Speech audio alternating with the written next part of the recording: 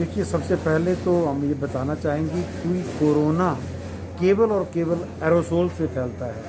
Aerosol से मतलब ये हुआ कि ये सांस के माध्यम से संक्रमण एक व्यक्ति से दूसरे व्यक्ति में जाता है। जब व्यक्ति मृत हो जाता है, मृत शरीर से किसी भी तरह की कोई सांस, इस तरह की श्वसन की कोई गतिविधियां नहीं होती हैं, इसलिए मृत व्यक्ति के शरीर से संक्रमण फैलने का सवाल ही नहीं उठता।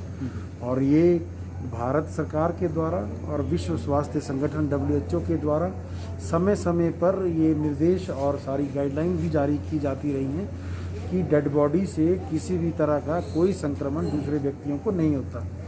फिर भी ना जाने क्यों हमारे समाज में, पूरे देश भर में लोगों ने इस बात को अदरवाइज़ ले लिया है और लोग जितना कोरोना से डरना चाहिए, कोरोना से तो लोग डर नहीं रहे हैं, पर डेड बॉडी से बहुत ज़्यादा लोग डर रहे हैं। और वो डर के कारण कहीं ना कहीं लोग जो हैं वो अपनी मानवीय संवेदनाएं और हमारी जो सामाजिक दायित्व हैं उनको पूरा करने से पीछे हट रहे हैं। और ये कहीं ना कहीं ये समाज के लिए शर्म की बात है। देखिए, हम शुरू से कहते रहे हैं कि सरकारें केवल बीमारों के इलाज का प्रावधान करने की व्यवस्था कर सकती हैं, संक्रमण को फैलने से रोकना और इस तरह की चीज़ें, शर्मनाक घटनाएं होने से रोकना, ये दायित्व जो है वो समाज पर है।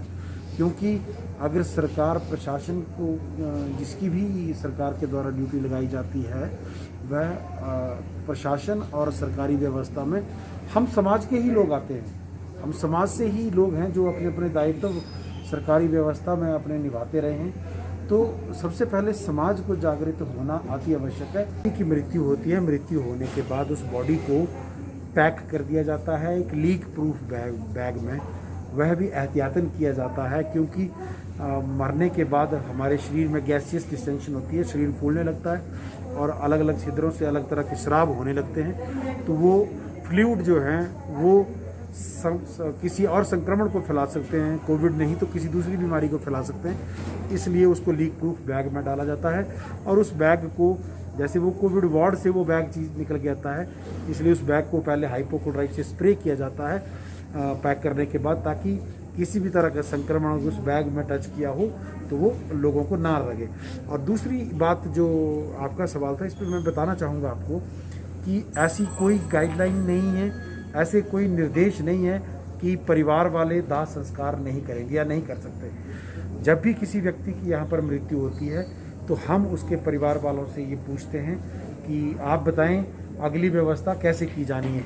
अगर आप अपने स्तर पे अपने रिश्तेदार का, मरीज का दाह संस्कार करवाने की व्यवस्था करना चाहते हैं तो आप करिए।